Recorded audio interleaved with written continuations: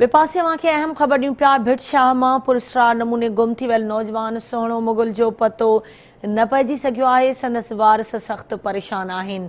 अहम ख़बर आहे भिट शाह मां असां शेयर कयूं पिया पुरस्कार नमूने गुम थी वियल नौजवान सहिणो मुग़ल जो पतो न पइजी सघियो आहे। संदसि वारस सख़्त परेशान आहिनि। तफ़सील मालूम कंदासीं। भिट शाह मां आवाज़ न्यूज़ रिपोर्टर मस्तक़ीम समून सां साला ते मौजूदु आहे। मुस्तक़ीम कहिड़ा तफ़सील आहिनि, आगाह कजो।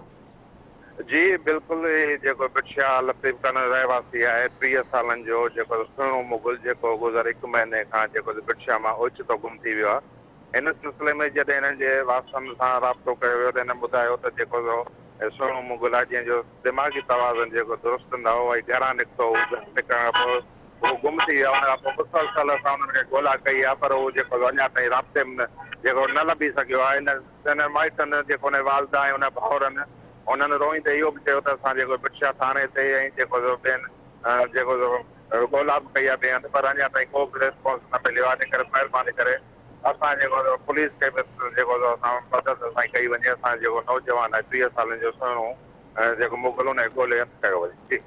ठीकु आहे, तव्हांजी महिरबानी मुस्तक़ीम तफ़सील खां आगाह करण जे लाइ।